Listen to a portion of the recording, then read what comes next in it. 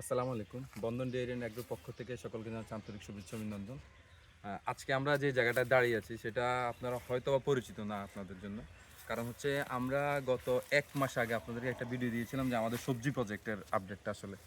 তো এইটা আমি এই মুহূর্তে যেখানে দাঁড়িয়ে আছি সেটা আমাদের সবজি প্রজেক্টের, যেটা এই মুহূর্তে আমরা মাছা দেওয়া কমপ্লিট করে ফেলছি এবং অলমোস্ট ১ মাস ১০ দিনের মতো আমাদের এই সবজি গাছগুলোর বয়স হয়েছে।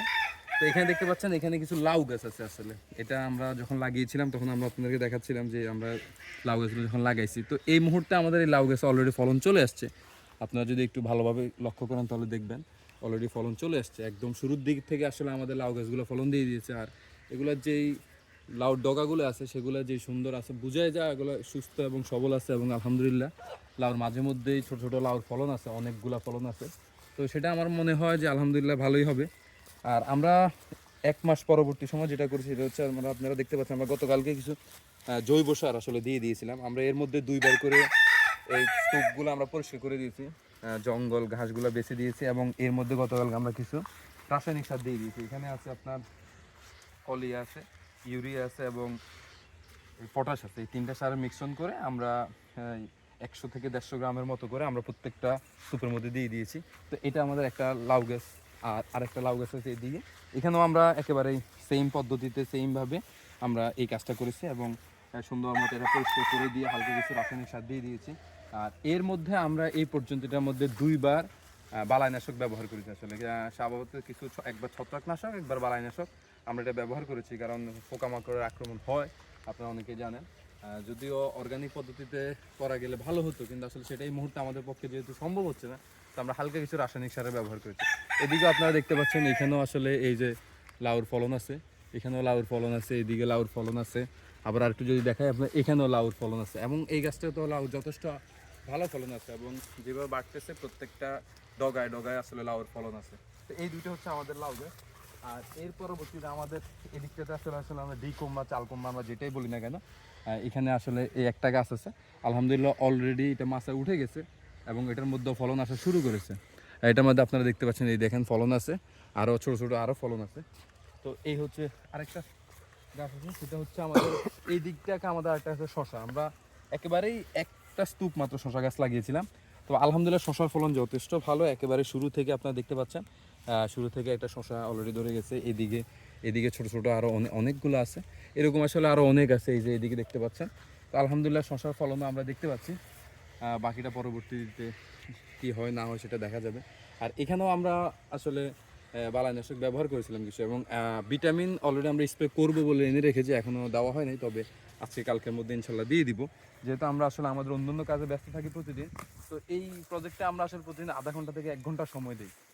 এদিকে আরেকটা আছে আমাদের ডিকম্বা, এগুলো দেখতে পাচ্ছেন একেবারে নিচ থেকে এদিকে আপনার ফলন আছে, এদিকে ফলন আছে, আরও কিছু টুকটাক ফলন আপনারা আছে গাছের মাথায় এবং আগার দিকে অনেকগুলো ফলন আছে।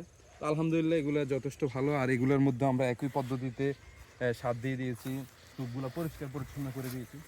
আর এখানে আছে আসলে করলা গাছ। আমরা 2টা করলা গাছ লাগিয়েছিলাম, একটা এখনো নিচে আছে, এটা পরবর্তী একটা মারা যাওয়ার পরে পরবর্তী আরেকটা লাগিয়েছিলাম। এটা এখনো ছোটো আর এটা এখনো ঝাড় উপরে উঠে নাই মাছায়, অল্প একটু উঠছে। এখন এটার ফলন দেখা যাচ্ছে না, দেখা যাক আলহামদুলিল্লাহ পরবর্তী কী হয়, ইনশাল্লাহ আমরা দেখার অপেক্ষায় রইলাম।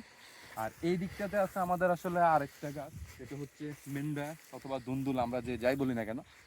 এইখানে আলহামদুলিল্লাহ ফলন যথেষ্ট ভালো এখন পর্যন্ত। সবার আগে এইটাতেই ফলন আসছে আমাদের। এখন এগুলো অলরেডি হারভেস্ট করার কাছাকাছি সময় চলে এসছে, আরও অনেকগুলো ছোটো ছোটো আরও কয়েক ধাপে এগুলোর মধ্যে ফলন আছে। এই যে আপনারা দেখতে পাচ্ছেন এগুলা পরবর্তীতে এগুলো আছে এখনও গাছের মাথায় মাথায়, প্রত্যেকটা গাছের মাথায় মাথায় এখনও কিছু ফলন আছে।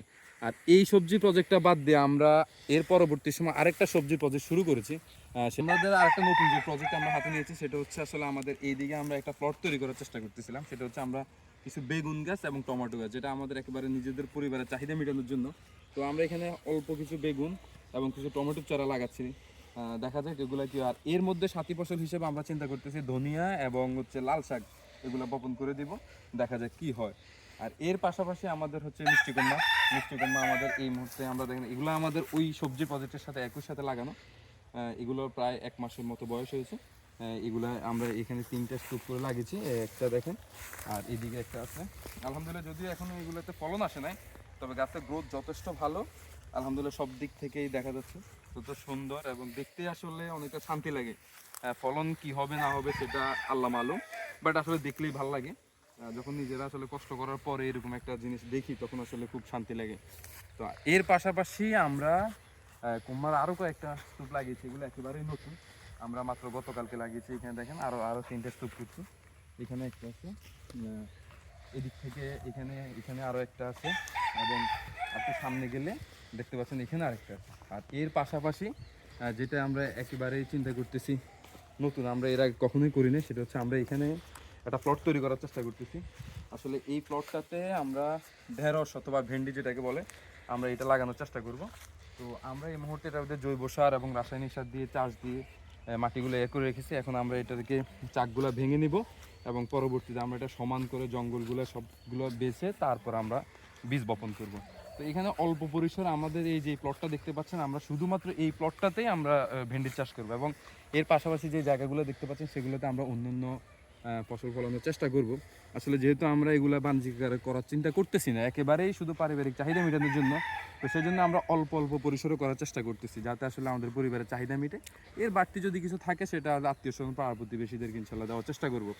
আর এইবার যদি আমরা সফল হই, আসলে আমাদের এটা একটা যেহেতু পরীক্ষামূলক সম্প্রচার, তো এইবার যদি আমরা সফল হই তাহলে পরবর্তী সময় আমরা বাণিজ্যিক করার চেষ্টা করব। কারণ এর পাশাপাশি আমাদের আসলে আর যথেষ্ট জায়গা আছে, এগুলোতে আমরা ধান চাষ এবং অন্যান্য ফসল করি। আমরা যদি এক সিজন ধান করি, তো যদি এবার এই সবজি প্রজেক্টগুলো সফল হয় ইনশাল্লাহ পরবর্তীতে আমরা চেষ্টা করব যাতে আমরা এই আরেকটু বৃহৎ পরিসরে এবং বাণিজ্যিক আকারে যাতে আমরা করতে পারি।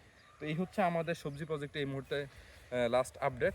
তো আপনারা আমাদের জন্য দোয়া করবেন যাতে আমাদের আশানুরূপ আমরা ফলন পাই। তো আমাদের জন্য সকলে দোয়া করবেন, সকলে সুস্থ থাকবেন, ভালো থাকবেন। আসসালামু আলাইকুম।